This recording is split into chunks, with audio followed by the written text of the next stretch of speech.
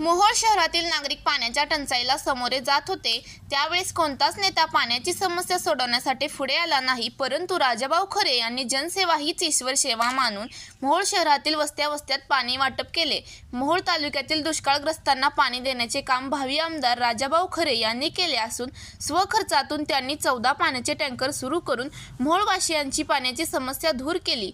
राजाभाऊ खरे यांच्या माध्यमातून मोहोळ मतदारसंघात टँकरने मोफत पाणी पुरवठा केल्याबद्दल मोहोळ विधानसभा मतदारसंघातील पदाधिकारी व नागरिकांनी टँकर ड्रायव्हर यांचा सत्कार केला। यावेळी उपस्थित समाजसेवक राजाभाऊ खरे यांचे आभार मानले।